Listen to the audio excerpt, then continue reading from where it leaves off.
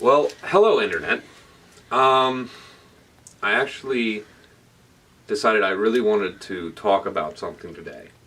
Today, I was thinking a lot about the Golden Rule. And if you're not familiar with the Golden Rule, it is to do unto others as you would have them do unto you. As I'm familiar with it, it's kind of a religious thing. Personally, I'm not a religious person. But I would like to examine this and talk about it in detail. Do unto others as you would have them do unto you, in a philosophical sense. When you think about it, it's very simple on the surface. It's very simple. It's most of us who did hear about it in our childhood kind of just took it as a given and didn't really think about it. Didn't really think about what it truly means. It took me to this point in my life before I began to realize how amazing that simple rule is, and that if used correctly, this one thing can change the world. Let me explain a little deeper. So, do unto others as you would have them do unto you. I want to challenge you to put this into your daily life, to make this a mantra, so to speak, in any and all social interactions that you have on a daily basis. Most people would apply this rule only to really good friends, or family, or your significant other, in that you spend a lot of your time thinking about this person and questioning what they're thinking, and how they feel, and how they react to the things that you do. What I want to put forward is that it should be applied to all social interactions.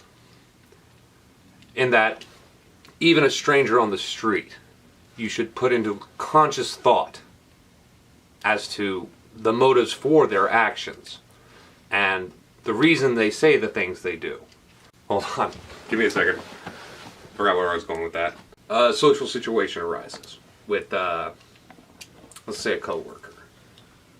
Now, this coworker has, early in the morning, said something kind of snarky to you. First, natural human instinct is to think that this person's a jerk, or they're just being an asshole.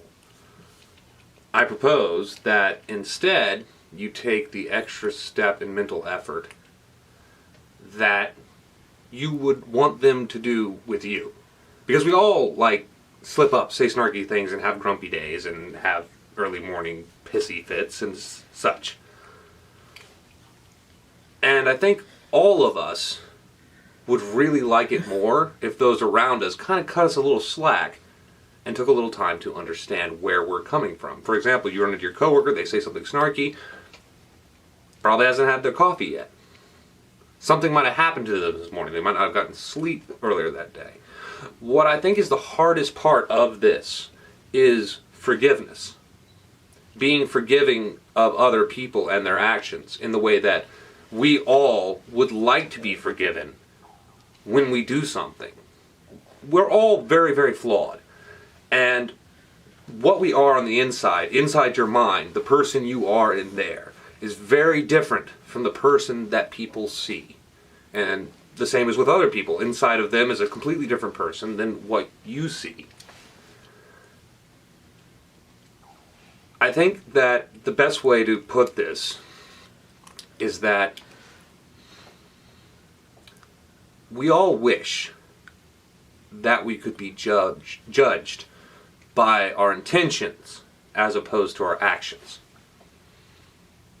And again, going back to this golden rule concept, do unto others as you wish them to do unto you. Put forth the extra mental effort to think about what this person actually intends, or what brought about that intention. As I said, everybody wants forgiveness, but it's the hardest thing in the world to give. Once again, this is a simple childlike concept, but it gets more and more complex as you think about how you need to apply it constantly and at all times for it to work. Now, one of the arguments against this is if you go around life being the nice guy, the nice person, if you go around always being forgiving and trying to be understanding and being pure of heart and yada yada yada, you're going to be taken as naive. And people are going to take advantage of you. And that's true. But that's also part of it. I have a coworker who's noticed me applying this philosophy to my actions. In that he came up to me one day, and basically it was one of those standard working environments where, like, there's a group of people and they're all talking negatively about the person who's not in the group. And I've taken up the habit of always, during one of these interactions, pointing out something positive about that person. Now, this causes me to be kind of laughed at and mocked, but it also caused a very interesting interaction with one of my coworkers who came up to me after one such incident and said to me, "Why do you always do that? Why do you always try and, like, point out something good? Why do you always, like, try and be like this white knight type, blah blah blah?" And I looked at him and I said, because I know when I'm not in the group or when I'm not around, there are people who are going to say negative things about me. And I'd like to imagine that somebody in that group would take the time and the effort to say something nice, to do something nice, to point out that I'm not perfect, but I have some good traits as well. A couple weeks later, the same person, same sort of social interaction, and I was this time being the person who was saying negative things about the person who wasn't in the group. Because, of course, you know, we're trying to apply this rule. We're not going to succeed every time. And he piped in and said something positive about the individual. And I've noticed since then, every time I observe one of these little interactions where it's going to happen with people, especially in a workplace or any sort of social environment where, ooh, let's all talk trash about the guy who's not here, or the person who's not here. I've noticed other people doing it too. Now, Machiavelli would tell you the ends justify the means. That you can still be a good person and do bad things as long as you get what you want, and what you want is good. I propose no. I propose that applying this rule, do unto others as you would have them do unto you, may have some negative effects on you personally. But I think that it is viral, infectious, that when people see this type of action, it brings out something in their core. I think that when people are exposed to somebody being utterly and completely considerate of somebody else above themselves, of somebody taking extra effort to do something nice, no matter how small, for somebody that they have no reason to be nice to, that it puts something in them that comes out later. So in this, I propose that this very simple rule that I learned about as a child and never started acting on until now, I propose that it can fix what is wrong with humanity. And I'm not going to say that anybody's going to be perfect, and I'm not going to say that people are always going to succeed, but the act of effort, of consciously putting forth the effort of using this mantra, do unto others as they would do unto you, in all interactions with all fellow human beings, that extra little consideration, just that extra little thought, will change you. And as you change, the people around you exposed to it will change. And the people around them exposed to that will change. And it will be like a ripple on a lake. And it'll spread. And when the water calms, the entire image will have changed.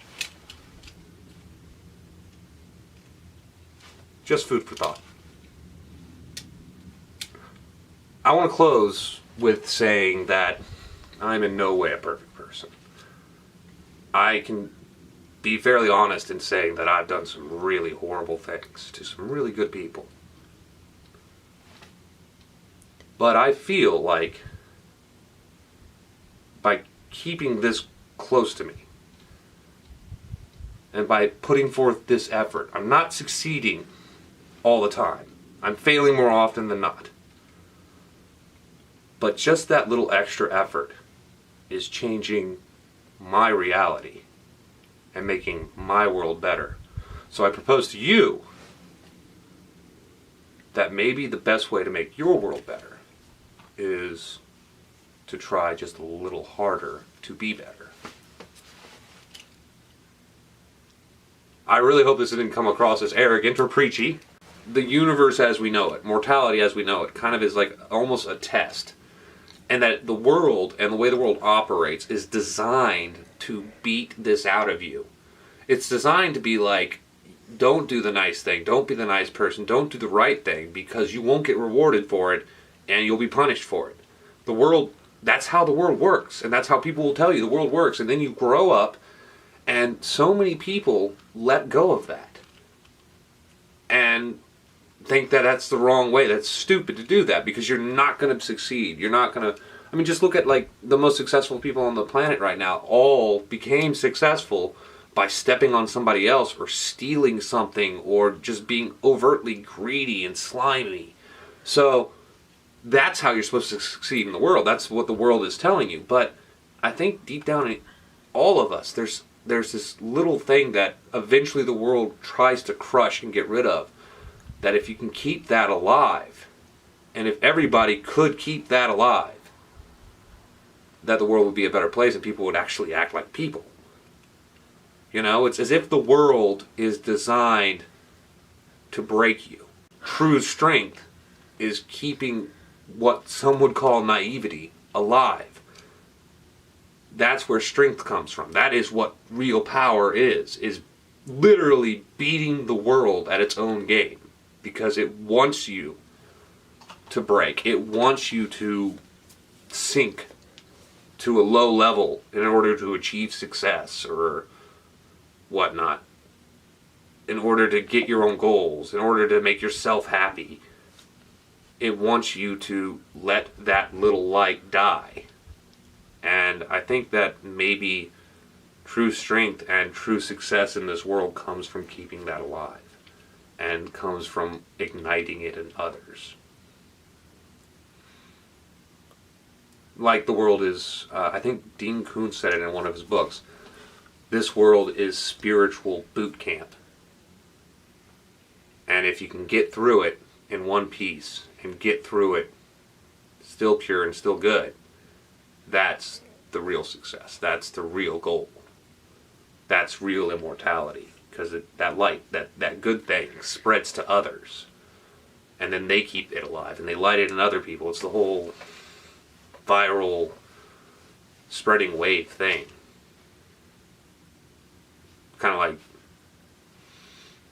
if enough people do it over enough time, that's how you get heaven on earth. Almost forgot. Do me a personal favor. I would like to hear from you guys. Leave us some comments. Your thoughts, your feelings, opinions, what my hair looks like. That is the type of thing that people do on the interwebs. So, yeah, let's make this a thing that people do. Roll outro.